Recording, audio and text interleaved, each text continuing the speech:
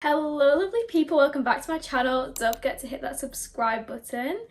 Thank you for joining me today, or thank you for clicking on this video if you're new here. Today's video is going to be the big juicy end of year book tag. This is actually my first time doing like an end of year book tag, so it'd be interesting to see next year what my thoughts were this year and kind of compare. But I am going to be answering some questions. We're going to be going over the favourite books of the year, the least favourite books, the new authors I've read, the disappointments, the wildcards. We're just going to be running through all of the juicy details of my reading year, and I'm honestly not even sure what I'm going to answer these questions yet. I'm just going to see the question and go with it because I've not thought about it yet. But I know that this year I've had a great reading year. I've read some of my favourite books ever. I've discovered some new authors. I feel like I've really branched out as well. And I'm just so excited to reflect on the year. I know that it is still not the end of the year technically. We still have the rest of December, but I honestly don't think anything groundbreaking is going to happen within the next 2 weeks. So we're going to get into the video. We're going to answer some questions and complete the end of year 2024 book tag. Let's get into it. I am going to be using all of the questions that Destiny Sidwell used in her video, so I am going to take massive inspiration from her video and I'm going to just kind of use the same questions. So creds to her. And as always, please remember to comment your favourite books of this year or your least favourite books or ones that you wish you got to. So the first question is a book or a book series that I wish I got to this year. Honestly, there was a lot that I wish I got to this year, even from like my TBR, and not just TBR but like mental TBR that I wish I got to. But I did fall into a massive reading slump when I went back to uni because I've just got so much work to do. It's more social there.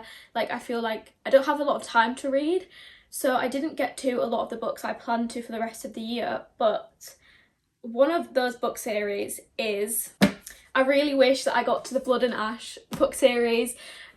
From Blood and Ash. This is by Jennifer L. Armentrout, and I think it's like you can read it alongside the Flesh and Fire series. She got book faired this by the lovely Lucy, and I have wanted to read this book for, I actually can't even explain how much time, probably since I found out about like book talk and stuff like that. I just feel like it's one of those series that really intrigues me, and I really planned on like getting into the series this year, but then I just never ended up doing it. But being book faired it has really given me the motivation to finally get into this series, and I really want to get into it as soon as 2025 begins, because this series is just one of those ones that kind of intimidates me, but I also really want to read.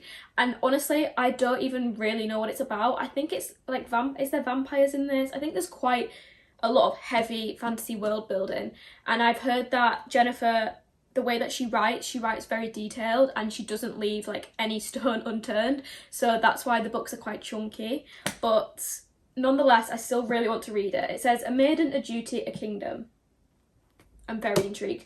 I would like to read this alongside the Flesh and Fire series. I think that's what it's called as well, because I think that's like a prequel, but people recommend like it's best if you read them side by side. So this is the one that I really wish I got to, but sadly I ran out of time.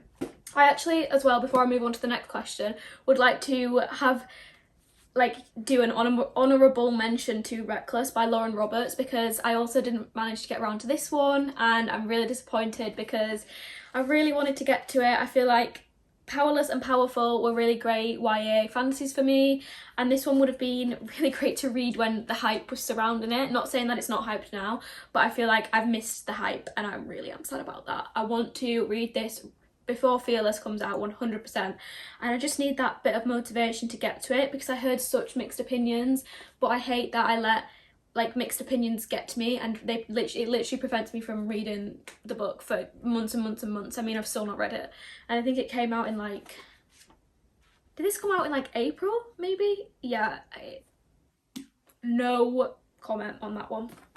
The next question is the biggest letdown of the year, and this one is actually quite a hard question for me, because I feel like, I don't know, I don't think I had like a letdown, because I didn't really have a book that I was super sort of anticipating and that did let me down. I don't really know. Also, it's quite hard for me because any book I dislike like at all. I donate to charity or I sell on my Vinted.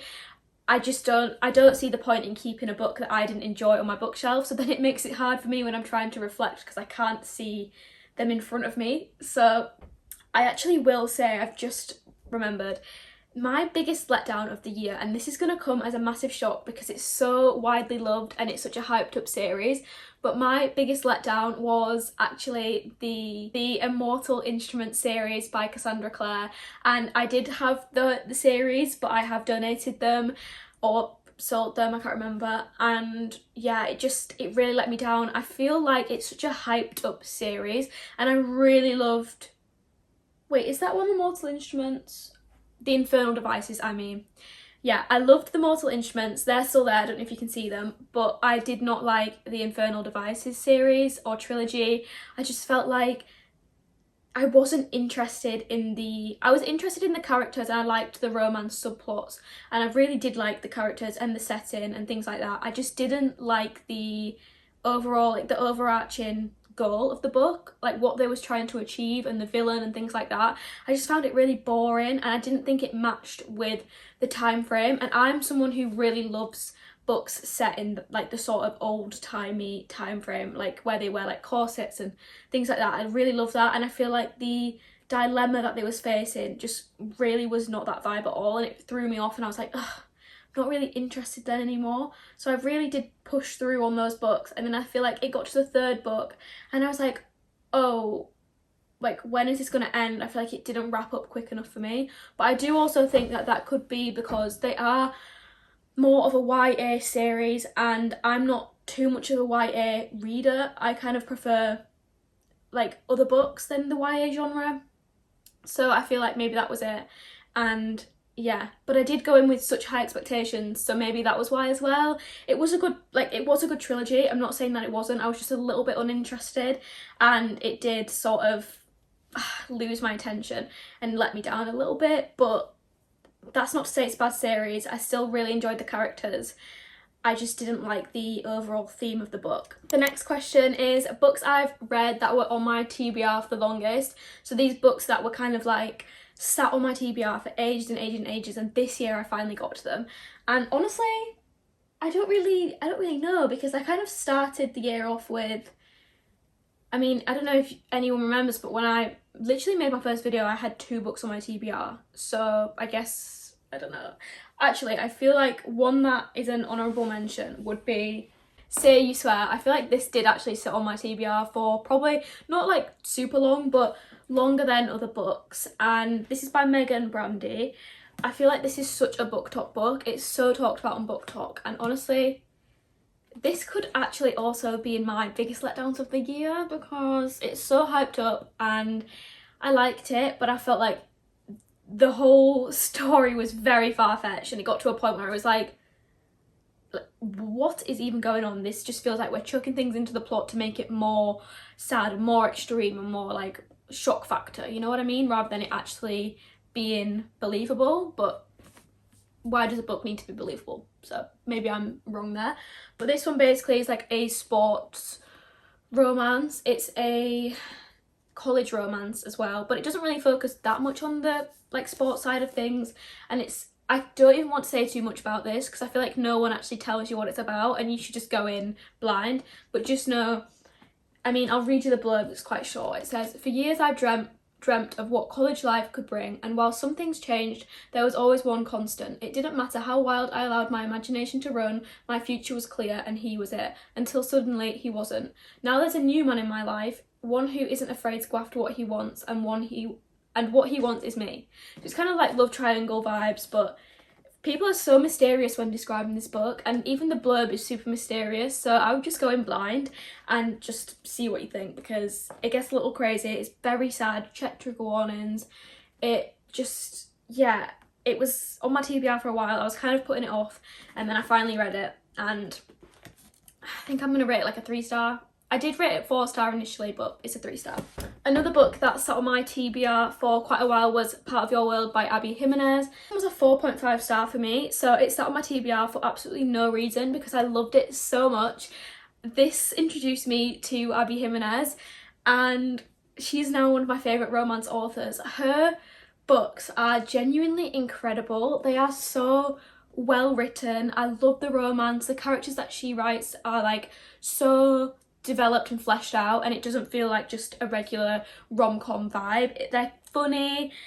The romance is so sweet, it's so deep, it's so nice. I love the characters, and this one was so good for me. This is kind of like small town vibes as well, and I ended up loving it. I ended up reading it in like 2 days and immediately went on to the second and the third one in the interconnected series, so I'm very sad. This just goes to show that you shouldn't leave a book on your TBR for too long, because it might end up being one of your favourite books. The next question is favourite book you reread this year, and to this I'm gonna say I didn't reread any books. I went into the year planning that I was gonna reread ACOTAR, because I actually technically at the very end of last year reread A Court of Mist and Fury, and I was then planning to go on and read like reread the whole ACOTAR series, but I just never got round to it. I also planned to reread the Magnolia Park series, never got round to it. Planned to reread some of the Chestnut Springs series, never got round to it. I don't know if I'm a rereader, guys. I just feel like I want to read so many new books, and there's so many books on my TBR that I'm just like, oh, maybe I should just, you know, leave those books to be my favourites and not reread them. But maybe one day I will reread some books. I definitely want to reread some Emily Henry next year, but yeah, this year I did not get around to rereading any books, which is fine. The next question is favourite author you found this year, so like a new author that I've read this year, which is probably one of the hardest questions, because I have like read so many amazing new authors this year that it's so hard to choose. The first honourable mention is Abby Jimenez, as I've just talked about. She is an incredible romance author. The books that she writes are so heartfelt and meaningful, and this reading experience of these 3 books was incredible. It was Part of Your World, and then Yours Truly, and then Just for the Summer. I actually think I rated both of these ones a 5-star, and I don't know which one's my favourite. The next author that I absolutely loved and found this year was Ali Hazelwood. I don't know how it's taken me so long to read an Ali Hazelwood book, because they're so hyped and talked about, especially The Love Hypothesis, which I started with. This was a 5-star for me. I loved it so much. And then I read Love Theoretically, which was a 4.5 star, and then I read Not in Love, which was a 4.5 star. All very highly rated books for me, except from Bride. We don't talk about Bride here. That one was like a 3-star for me. It was like good, but I was waiting for it to be great. But yeah, these ones were really good. Love Ali Hazelwood. These are so hard for me to carry all at the same time. You should have just seen me trying to get them off my shelf. This is like so awkward. The last favourite author of mine that I've found this year is Chloe Walsh. I actually don't know if you can see the books. I'm finding this very difficult. So Chloe Walsh absolutely ate up the Boys of Tommen series. I can't express enough how much I loved it. Not going to say too much more because I speak about this series all the time, but Chloe Walsh was a favourite of mine this year. The next question is a author that didn't work out for me this year, and I assume this kind of means one that I've read before, maybe, or I guess not, one that just didn't work out. This is such a tough one for me because I actually just don't know, and like I said, I get rid of books that I've not enjoyed, so this is quite hard for me. So I figured out which authors didn't work for me this year, and they were Holly Renee and Jennifer Hartman. I read, I want to say 3 of Holly Renee's books, maybe even 4 because they were just on Kindle, and then I read 2 of Jennifer Hartman's books, and this might come as a shock for many people because I know Jennifer Hartman is very loved within the book community. However, her books just didn't work for me. I read Older and I read Still Beaten, and for me, I just couldn't get behind the plots. I couldn't get behind the story. I didn't like it at all, and that's fine. If you liked it, that's completely fine. I just didn't get along with it. I've really tried to like her, and it's not really the writing style that I don't enjoy. It's more just like the stories. I just didn't get along with them, and I don't think I'll ever be picking up a Jennifer Hartman book again. Don't quote me on that one. Imagine I just pick one up as the first book of 2025, who knows, but I don't think I will be picking up any more books from Jennifer Hartman, just because I don't really get along with the, I don't really know, something just didn't sit right with me with her books. And I'm not saying that I didn't enjoy the writing style, because I did, but they didn't keep me engaged, they didn't keep me wanting to delve back into the book. So yeah. And the other author is Holly Renee, which she is the author of, I'm gonna have to check what the actual series name is. So she's the author of The Veiled Kingdom, The Hunted Heir, which I did really enjoy. The Veiled Kingdom, I rated that one like a 4-star. I was hooked.